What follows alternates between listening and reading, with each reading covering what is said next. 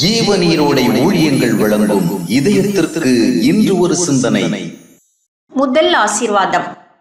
நல்ல கல்வி நிலை, உயர் பதவி, பொருளாதார வளமை, சமுதாய அந்தஸ்து, வாழ்க்கை சௌகரியங்கள், அறிவு, ஞானம் என பல நிலைகளில் தேவனுடைய ஆசீர்வாதங்கள் வரும் என்பது உண்மைதான்.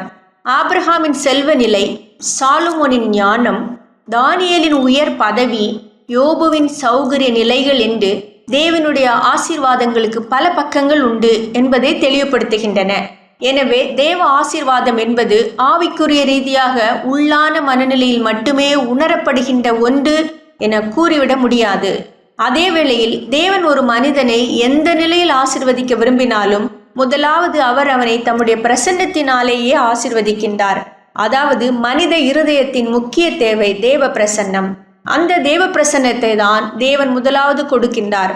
ஆதாமிற்காக அழகிய உலகத்தை படைத்த தேவன் அவன் பாவம் செய்ததற்காக அவைகளின் ஆசீர்வாதங்களை திரும்ப எடுத்துக்கொள்ளவில்லை.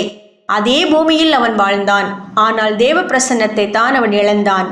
அதனை இழந்த அவன் அவர் படைத்த அழகிய உலகத்தில் ஆசீர்வாதங்களால் நிறைவடைய முடியவில்லை. ஆம், தேவ பிரசன்னமே முக்கியமானது. தேவனுடைய உடனிருப்பை உள்ளத்தில் உறுதிப்படுத்தி அனுபவிப்பதுதான் முதலாவது ஆசீர்வாத நிலை என சொல்லலாம்.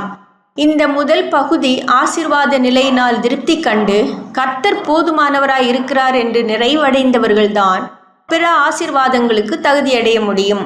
இங்கே ஒரு முக்கிய செய்தி என்னவென்றால், தேவ பிரசன்னத்தை தனக்குள் உணர்ந்து கொண்டவன் தானாக திருப்தி அடைந்து விடுகிறான். தேவ பிரசன்னத்தை அனுபவிக்கிற மனுஷன் அதற்கு பின்னர் அது வேண்டுமே, இது வேண்டுமே, பணம் வேண்டுமே, பொருள் வேண்டுமே என்று ஏங்கி தவிக்க மாட்டான். ஏனென்றால் தேவ பிரசன்னமுடைய மனிதன் வேறெந்த நன்மைகளையும் காணாத நிலையிலேயே எல்லாவற்றையும் பெற்றுவிட்ட ஒரு மனநிறைவையும் திருப்தியையும் பெற்றுவிடுவான். இந்த நிலையை அடையாதவர்கள் சாலோமோனைப் போல சகல நன்மைகளையும் சம்பூர்ணமாக பெற்றாலும் இன்னும் வேண்டும், இன்னும் வேண்டும் என்ற ஆசையின் இழுவைகளிலிருந்து விடுதலை அடைய முடியாமல் நிறைவடைய முடியாத மனநிலையோடையே இருப்பார்கள்.